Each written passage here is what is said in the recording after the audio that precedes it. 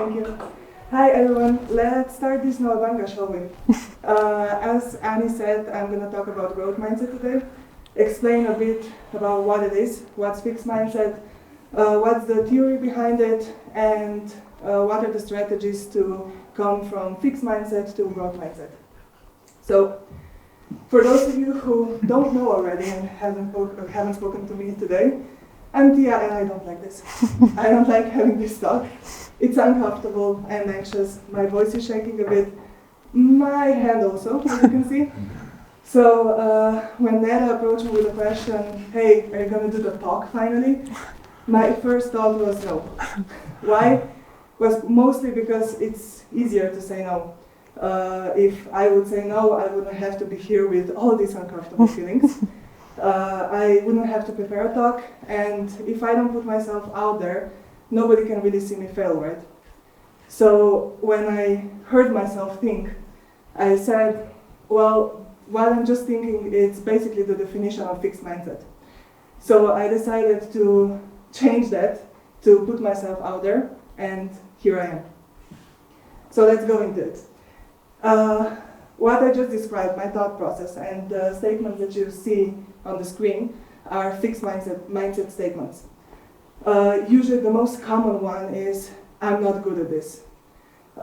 It's the most commonly used fixed mindset statement, and probably all of you have said that at one point in your lives, and maybe for different topics, not just one. Fixed mindset, in definition, it's a belief that your skills, abilities, intelligence is fixed. It's something that you're born with, and it can't really be changed, you can't really develop yourself, it is what it is. In the other hand, growth mindset is the exact opposite. It's a belief that skills, abilities are something you can change and develop. You believe in your growth, you believe in your development. The important thing to understand here is that nobody has growth mindset or fixed mindset only. Even though it's quite common when people hear about growth mindset, they think that, yeah, I have had that my whole life, and that's because they are more positive and they are more open. But we call that false growth mindset. It's a bit more complicated than that, and you're going to learn through the talk what it actually means to have growth mindset. Like I said, you're not here or here, you're probably somewhere in the middle. You have both growth and fixed mindset. It depends on the situation what kind of a trigger is going to happen, and are you going to react with fixed mindset or growth mindset. But it is true that some of us are more in one direction or other direction. Why? Like most of the things in psychology, it's a combination of so many things. From your experience, to how you were raised, to what kind of mentors, professors, teachers you had, and how were you praised or were you praised at all. All that experience and even more things that I didn't even mention bring out the more fixed mindset or more growth mindset in you. But what I want you to learn through that talk is growth mindset is not something you have or don't have. It's a skill that you can learn with a few strategies, and just sticking to it, you can have more and more growth mindset reactions, if we can call it like that. So let's go into it a bit more deeply. Like this slide here is usually what you get when you Google fixed mindset, growth mindset. It's the best way to present what's the difference and how it looks in practice.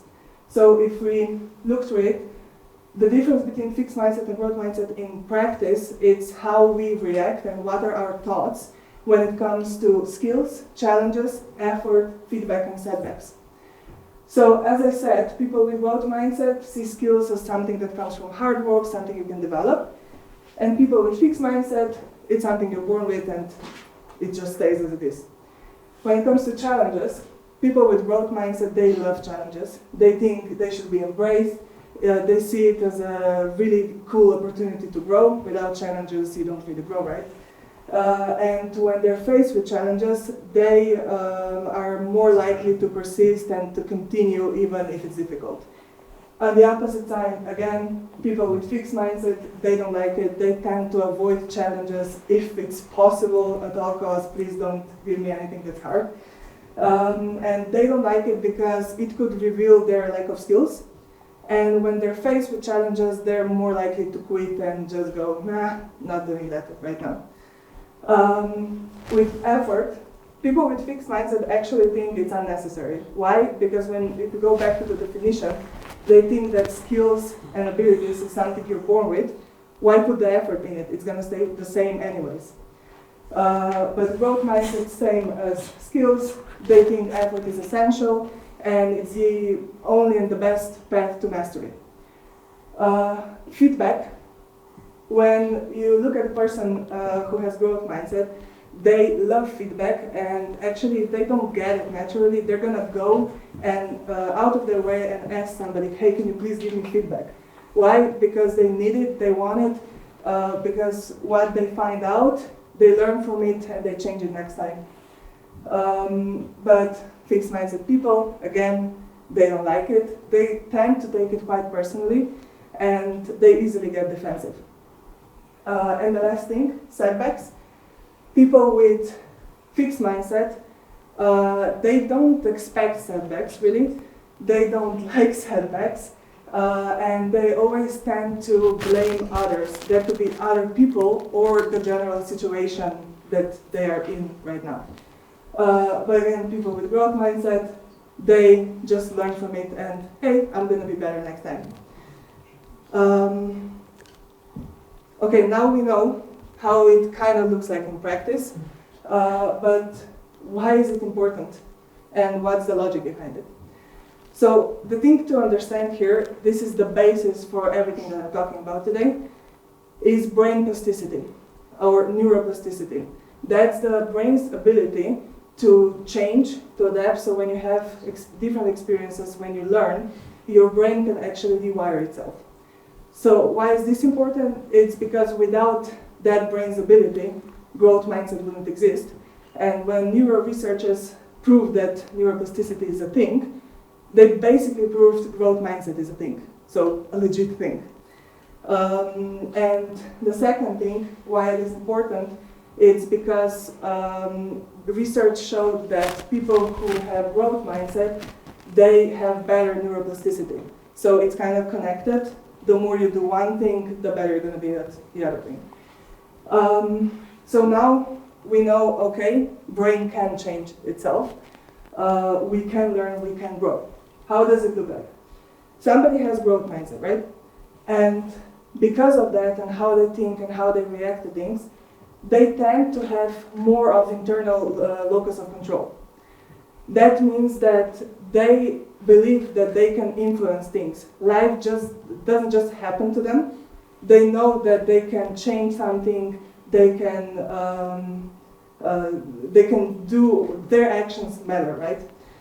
And why is this important? It's because people who have internal locus of control, they tend to tackle more challenges. Why? Because they think they can actually do something. And they tend to be way better at problem solving. And both having growth mindset and internal locus of control results in having more intrinsic motivation. I think you know what that is because it's we usually learn that at school. The teachers were always talking about, hey, it's important that you have intrinsic motivation. Why? Intrinsic motivation means that you're motivated by something because you like it, not because you're motivated to do something, not because you're gonna get a reward, you're gonna get praise, you're gonna get a lot of money or something, but because you actually enjoy doing the task, or you enjoy the ride, you enjoy learning or getting that skill. So if you have intrinsic motivation, you're more likely to, again, similar to internal locus of control, start a task because you simply just like it, nobody has to push you there.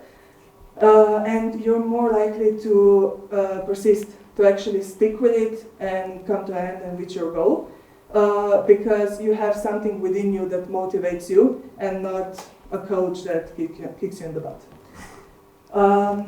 All of that I just explained, all also results in being resilient. That is the ability to be able to bounce back from difficulties. If you're not resilient, you tend to get drawn down when something hard happens in your life, or you even develop some mental health issues. So being resilient is really important. If we look at the whole sum of everything, if you have growth mindset, you're more likely to start more tasks, you're more likely to reach your goals, and you're probably going to have way more fun doing it, if we look at it vaguely. But the most important thing here is why growth mindset is important. It's because you can't coach the uncoachable. What it means is that if you're working with somebody or trying to develop yourself, you can't really do anything if you have fixed mindset. Why? Because people with fixed mindset think things can be changed, you can grow.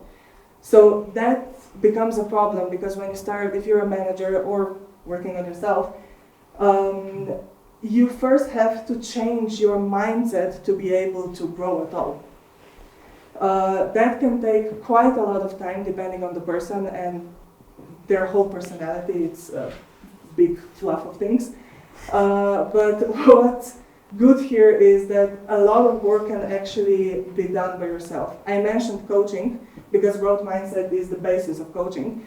But with a few strategies and journaling and stuff we're going to look at later, you can actually start making the change yourself and coach yourself into growth mindset.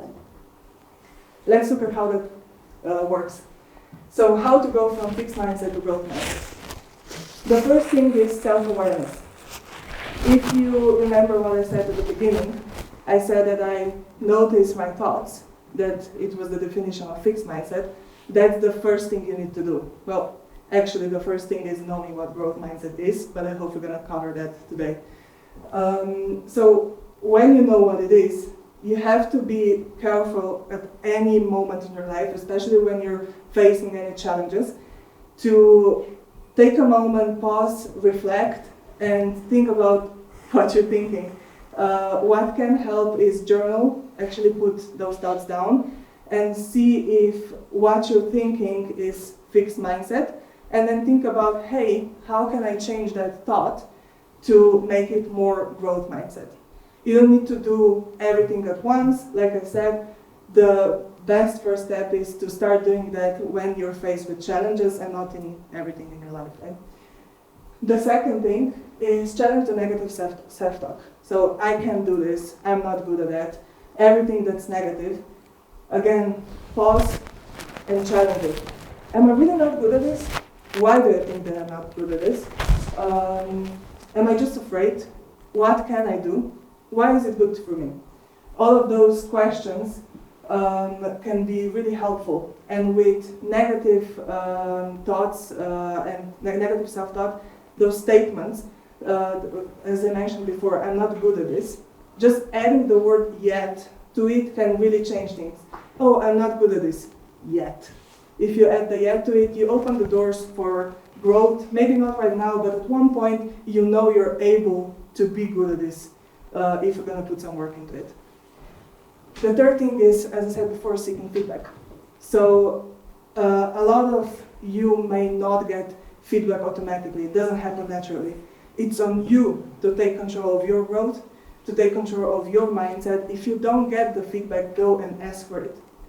It's important, and you're gonna see, maybe you have somebody like that in your team that's so willing to grow that if they don't get the feedback, they're gonna go and, hey, can you please tell me how it was? What can I do differently right now? And those questions and those information that you get, it's gonna help and make a change. Because, as I said, without knowing what went wrong, what could be better, you can't make a difference, right? The fourth thing, embracing challenge. It's all about the right. So people with growth mindset are not that focused on actually achieving that goal. They're more focused on what happens before they achieve it. So they focus on learning. They focus on how they won't quit when it gets hard. And even if at the end they don't reach the actual goal, they got so many skills in between, because they kept on going and they reflected and they tried changing things, that the whole ride could actually be way more valuable than reaching the goal itself. And the last thing is a thing called obstacle versus opportunity. It's whenever you're faced with any obstacle or problem, you have to take a pause again and see how can I reframe that and see it as an opportunity. So in my case, having the talk, it's an obstacle in my life, but I can write quite a few things why it's an opportunity. I get to share the knowledge. I get to be better at my public speaking skills, and it can go on and on and on. And having those opportunities listed, it can actually push you to do it, because usually there's more opportunities than obstacles. Okay. This is actually homework, because I wanted you to not just learn about it, I wanted you to actually start doing something. You can take a photo of it, or you can wait for the slides to be posted. But if we have a minute or two, how are we with time? You have time. Yeah. You're good. Okay, I would invite you to do the second exercise, is obstacle versus opportunity.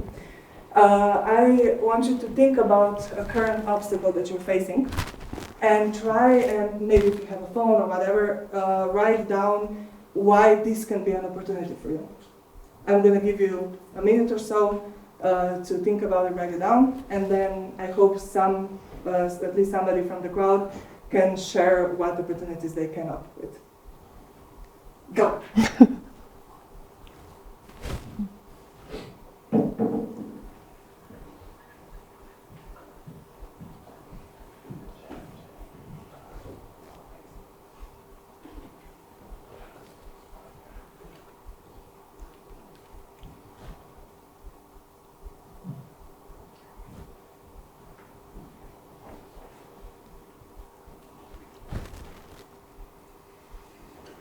Anyone ready to share?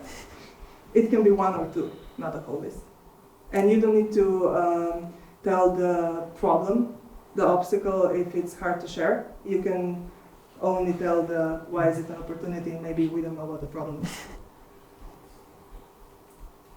I have one. Okay. So me and Philip have been having a lot of performance issues on our project, because the code base in general has been kind of neglected and poorly maintained. And I feel like there's a growth opportunity there to be able to justify to the product side, to the business side, on like how we should improve the quality of the code, and therefore also learn something ourselves by trying to do it better, right? Like accepting the challenge. That's really cool. I love that. Anybody else wants to share? Yeah, I also. Oh, yeah, of course. Sorry. Yeah, I have this weird problem-solving thing that kicks in every time I make a mistake. One happened recently. I told what I did to some people in this room. It's connected to marketing and one of our last webinars, but I'm not going to go into detail there. But my way of solving this is always thinking about it, how to prevent it next time obsessively, which is to a certain extent also very not so cool. Okay, no, it actually is cool. I like that you said that, because I get to say something else that is quite important. Being obsessive over something, it's not that great. But trying to see a mistake as valuable, oh, I made it, it sucked, but I can do something different, can be a great way, because we make a lot of mistakes. So reflecting on that can actually be really, really great for your growth. Okay, the last thing, I want all of you to raise your hand if obstacle versus opportunity exercise is something that you usually do when you're faced with any challenges. Okay, let's say about that. Now raise your hand if you think that this exercise could be beneficial for you in your growth. Okay, cool. This talk taught you at least one useful thing. So with that, I'm finishing my talk, and I'm ready for your questions.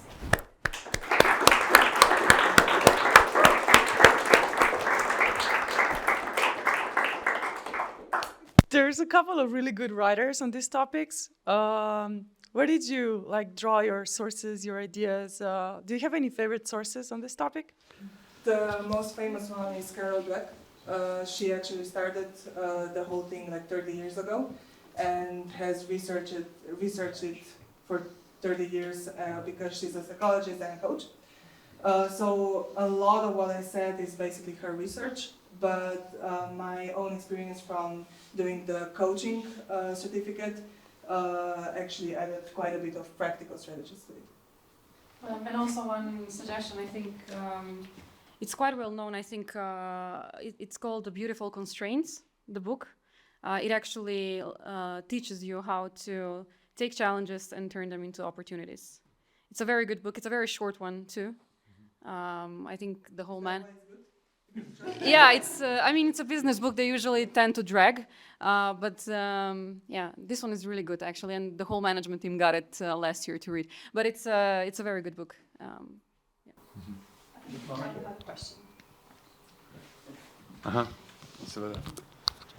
And not a question, but a comment. So you mentioned Carol Dweck, and maybe Matej and Domen, who are familiar with chess.